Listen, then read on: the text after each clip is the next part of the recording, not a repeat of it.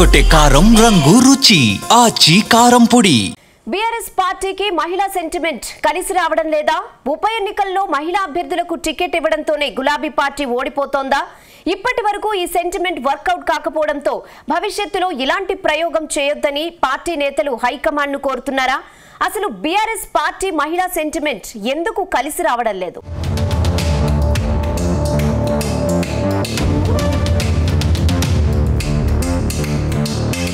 తెలంగాణలో బీఆర్ఎస్ పార్టీని కష్టాలు వెంటాడుతున్నాయి. అధికారం కోల్పోయిన రెండేళ్లలో గులాబీ పార్టీ రెండుసార్లు బైపోల్ను ఎదుర్కొంది. ఈ రెండు ఎన్నికల్లోనూ గులాబీ పార్టీ అపజయాలు మూటగట్టుకుంది. గతంలో తెలంగాణ ఉద్యమాన్ని అంతా బైపోల్స్ లోనే ముందుకు తీసుకెళ్లిన కేసీఆర్ ఇప్పుడు మాత్రం బైపోల్ అంటేనే భయపడే పరిస్థితి ఏర్పడింది. అయితే రాష్ట్రంలో కాంగ్రెస్ పార్టీ అధికారంలోకి వచ్చాక జరిగిన రెండు బైపోల్స్ లోనూ గులాబీ బాస్ మహిళలకే టికెట్ కేటాయించారు. అంతకుముందు జరిగిన దుబ్బాక ఎన్నికల్లోనూ మహిళా నేతకే టికెట్ కేటాయించారు.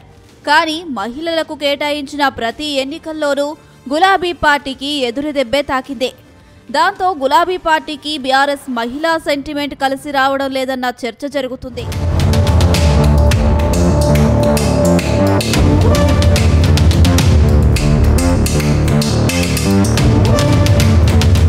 తాజాగా జూబ్లీహిల్స్ బైపోల్లో బీఆర్ఎస్ పార్టీ మళ్లీ ఓడింది. అక్కడ బీఆర్ఎస్ అభ్యర్థి మాగంటి సునీతను కాంగ్రెస్ అభ్యర్థి నవీన్ యాదవ్ దాదాపు 25,000 ఓట్ల మెజారిటీతో ఓడించారు. ఇక ఈ ఎన్నికకు ముందు బీఆర్ఎస్ పార్టీ అభ్యర్థి కోసం అనేక మంది పేర్లను పరిశీలించింది. టికెట్ ఎవరికి ఇస్తే గెలుస్తారో అని సర్వేలు సైతం నిర్వహించింది. చివరకు మాగంటి గోపీనాథ్ సతీమణి మాగంటి సునీత వైపే హైకమాండ్ మొగ్గు చూపింది. అయితే ఇక్కడ సెంటిమెంట్ వర్కౌట్ అవుతుందనే ఉద్దేశంతోనే గులాబీ బాస్ కేసీఆర్ సునీతకు టికెట్ కేటాయించారు. అటు సునీత కూడా ఎన్నికల ప్రచారాన్ని హోరెత్తించారు. తన 3 పిల్లలను వెంటేసుకుని మరీ ఎన్నికల ప్రచారాన్ని నిర్వహించారు. ఇదే సమయంలో మాగంటి ఫ్యామిలీలో గొడవలు బయటపడ్డాయి. సునీత అసలు భార్యే కాదని ఆయన మొదటి భార్య మీడియా ముందుకు వచ్చింది. ఆ తర్వాత మాగంటి మొదటి భార్య కొడుకు అధికారులను కలవడం, నానా హంగామా చేయడం చేశారు. అయితే ఈ అంశాలన్నీ మాగంటి సునీత గెలుపుపై ప్రభావం చూపాయి. అయితే బీఆర్ఎస్ పార్టీ శక్తి మొత్తాన్ని ఇక్కడే మోహరించడంతో ఈ మ్యాటర్ను తేలికగా తీసుకున్నారు. కానీ ఓటర్లు మాత్రం సీరియస్ గానే తీసుకొని కాంగ్రెస్ వైపు మొగ్గు చూపారని తెలుస్తుంది.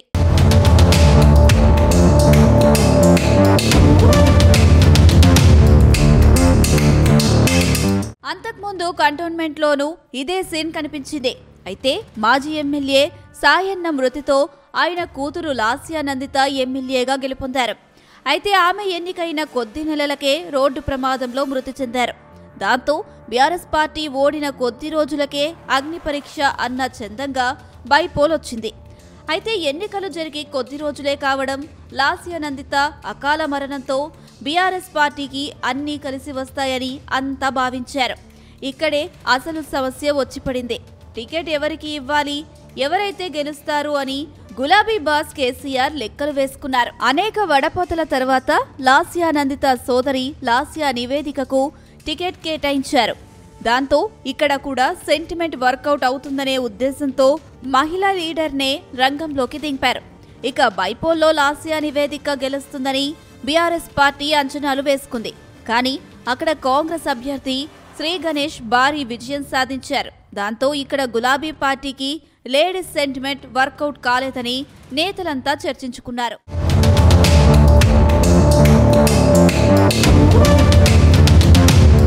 ఇదిలా ఉంటే బీఆర్ఎస్ పార్టీ అధికారంలో ఉండగానే మరో బైపోల్ జరిగింది. సిద్దిపేట జిల్లా దుబ్బాకలో సిట్టింగ్ ఎమ్మెల్యే సోలిపేట రామలింగారెడ్డి అనారోగ్యంతో మరణించారు. ఆయన మరణం బీఆర్ఎస్ పార్టీకి షాక్ గురిచేసింది.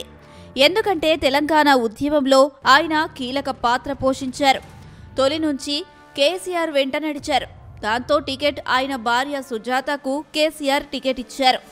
ఆమె గెలుస్తుందని అంచనా వేశారు. సిద్దిపేట జిల్లా కేసీఆర్కు అడ్డ, అందులోనూ ఆయన ముఖ్యమంత్రిగా ఉన్నారు. దాంతో దుబ్బాక బీఆర్ఎస్ గెలుపు నల్లేరు మీద నడక అనుకున్నారు అందరూ. కానీ దుబ్బాకలో సీనియర్ నేతగా ఉన్న మాజీ మంత్రి చెరుకు ముత్యం రెడ్డి ఫ్యామిలీ కూడా టికెట్ ఆశించింది. కానీ హైకమాండ్ మాత్రం చెరుకు శ్రీనివాస్ రెడ్డికి టికెట్ ఇచ్చేందుకు నిరాకరించింది. దాంతో ఆయన పార్టీ మారారు. కాంగ్రెస్ పార్టీలో చేరిపోయి టికెట్ తెచ్చుకున్నారు. అయితే ఇక్కడ బీఆర్ఎస్ పార్టీకి వర్కౌట్ అవుతుందని భావించిన బీఆర్ఎస్ పార్టీకి విరుద్ధంగా బీజేపీకి సెంటిమెంట్ వర్కౌట్ అయింది. ఎందుకంటే బీజేపీ నుంచి అప్పటికే పోటీ చేసి ఓడిపోయిన ప్రస్తుత మెదక్ ఎంపీ రఘునందన్ రావు ఎమ్మెల్యేగా సంచలన విజయం సాధించారు. దాంతో కేసీఆర్ సొంత ఇలాకాలో బీఆర్ఎస్ పార్టీకి దిమ్మ తిరిగే షాక్ తగిలింది.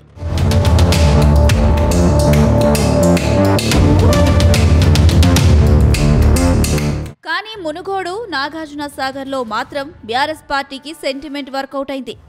నాగార్జున సాగర్ నోముల నరసింహయ్య మరణంతో బైపోల్ జరిగింది. ఈ ఎన్నికల్లో ఆయన భార్యకు టికెట్ ఇవ్వకుండా కొడుకు నోముల భగత్కు టికెట్ ఇచ్చారు. ఆ ఎన్నికల్లో నోముల భగత్ విజయం సాధించారు.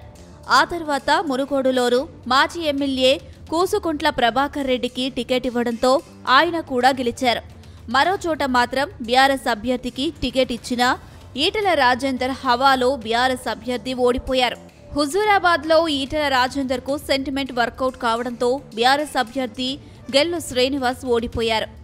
అయితే ఈ 3 నియోజకవర్గాలలో మహిళలకే టికెట్ ఇచ్చుంటే ఇదే సీన్ రిపీట్ అయ్యి ఉండేదని గులాబీ లీడర్లు తెగ చర్చించుకుంటున్నారట. అయితే భవిష్యత్తులో మాత్రం సెంటిమెంట్ కాకుండా వర్తున్న నేతకే టికెట్ ఇవ్వాలనే చర్చ అయితే జరుగుతుంది.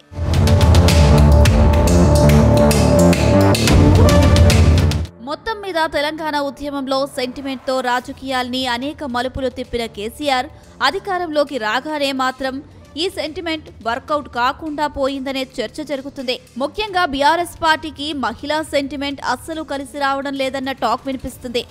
3 బైపోల్స్ లోనూ మహిళలకే టికెట్ ఇవ్వడం ఆ పార్టీకి వరుస ఓటములు తెచ్చిపెట్టింది. ఇక్కడ మరో విచిత్రం ఏంటంటే సుజాత, సునీత, లాస్యా, నివేదిత ఇలా అన్ని పేర్లు చివరలో తా ఉండడం గమనార్హం. అయితే ఇప్పటికైనా భవిష్యత్తులో బైపోల్స్ జరిగితే మాత్రం మహిళలు సెంటిమెంట్ అనే నమ్మకాలు పెట్టుకోకుండా గెలుపు గుర్రాలకు టికెట్ ఇవ్వాలని పార్టీ నేతలు గుసగుసలాడుకుంటున్నారట. చూడాలి మరి భవిష్యత్తులో గులాబీ బాస్ కేసీఆర్ ఎలాంటి నిర్ణయం తీసుకుంటారో.